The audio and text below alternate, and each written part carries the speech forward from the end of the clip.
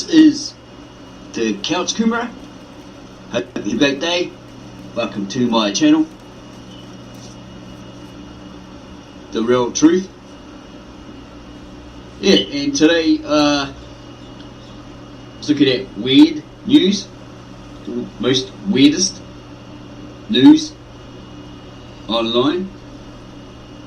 Would you consider this weird? A Bible expert, or Bible experts, certain Tower of Babel, real after compelling clue matched Genesis story. Bible experts were certain the Tower of Babel mentioned in the Bible was real after uncovering a compelling clue that matched the Genesis story. Tower of Babel evidence suggests Tower is real, says experts. And a bit of an article down here somewhere. Some scholars have associated the tower with known structures, notably the Itamananki, a ziggurat. I think ziggurat's Persian, isn't it? For tower. Ziggurat dedicated to the Mesopotamian god Marduk in Babylon, and the Smithsonian Channel revealed how a potential breakthrough was made during a clue that links the Tower of Babel to the Bible series. The narrator said evidence from ruins in Iraq, the ancient tablet, descriptions, and the account of the construction of the tower create a compelling case that the Tower of Babel was real. But how did the biblical story come about? For experts, the answer can be found by looking back to one of the most significant events in history. In 586 BC, in a bid for world supremacy, King Nebuchadnezzar laid siege to Jerusalem, 500 miles to the west. His armies ransacked the city and captured the most highly skilled and highly educated citizens to be brought back to Babylon as prisoners of war. They were forced to work for Nebuchadnezzar. It was the start of what's now been known as the Babylonian captivity. Dr. Mark Altawheel, it's Altawheel, not Altawheel, from University College London, detailed why he thought exiled Babylonians may have played a significant role. He said, I think it's very likely the Jewish population exiled in Babylon in the 6th century BC by Nebuchadnezzar utilised the tower as the inspiration for the Tower of Babel, or Babel story in the Bible. They may have seen it as a symbol of their oppression, essentially this large looming building where they lived in this foreign city in a culture they didn't know very well. So I think it became symbolic of their oppression. Essentially, the large looming building where they lived in this foreign city in a culture they didn't know very well. So I think it became symbolic to them. You can read more Bible's David and Goliath story, rewritten after mistake, found everything was wrong. Okay, so it's incorrect, bad translation or whatever. Okay, there's Dr. Mark Altawheel there from University College in London.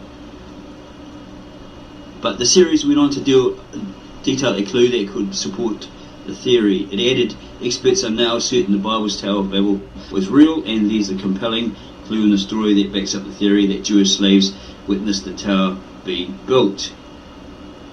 Hang on, they were Jewish slaves, the Tower of Babel. Something's not right here. This is an original brick from Babylon and carries traces of unusual materials from the time, bitumen. The ancient tar mortar especially mentioned in the biblical tale. Dr. Irving Finkel, oh yeah, that's the guy that said the Noah's Ark was round, a coracle, not the pretty one you see in the children's Sunday school books in church. Dr. Irving Finkel from the British Museum, he's a curator, said the evidence was all that was needed to prove the theory. He said this is one of the actual bricks that Nebuchadnezzar commissioned. Okay, so what's the chances of that? Finding one brick from an ancient structure, say 7,000 years ago, right? What's the chances of that? Uncanny, weird. We know that because there is a simple stamp on the front. Okay, identifying mark. Around the edge, you can see this murky black stuff. This is the bitumen. Is that bitumen's like tar, isn't it? They make roads and stuff with it, asphalt, all that sort of stuff. In the book of Genesis, it literally says they use brick for stone and bitumen for mortar. Ooh, your guts is a bit hungry there.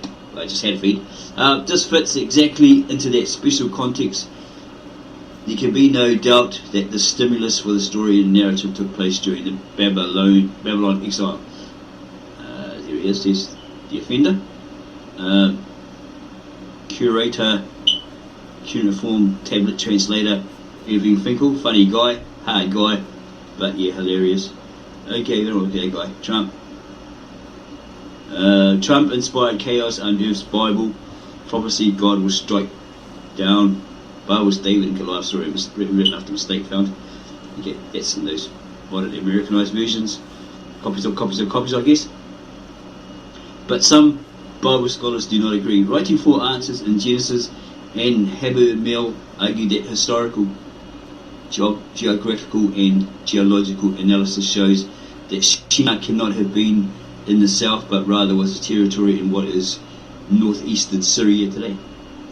She added the Tower of Babel was most likely built in the Kabul River triangle of North Syria, somewhere inside a triangle marked as points by Tel Brak, and could not have been located anywhere in southern Mesopotamia, and as has been traditionally believed. There's a possibility that we may yet find the actual site of the Tower of Babel, but this will require further research as well as on-site archaeological excavation. Well, I could probably answer that pretty easy. If you have a look in the Bible, it actually says Shinar, Sumer, which is in the Assyrian region. It's a desert in the Assyrian region. But the Assyrians didn't attack or invade that area until after everybody left their tower, apparently.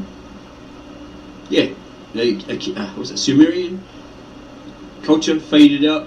The Akkadians, Sumerians weren't Semites, but the Akkadians stepped in after they more or less slowly, faded out, disappeared, and took over their culture, adopted and adapted their culture, their rituals, their language, etc. They were Semites. The Babylonians supposedly were Semites.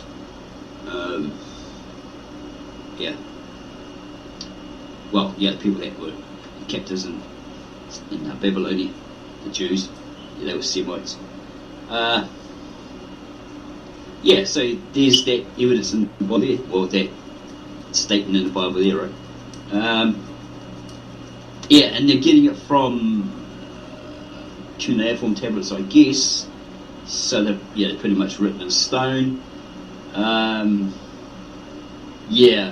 Possibly the tablets say something completely different to what the Bible says. I'd give it that.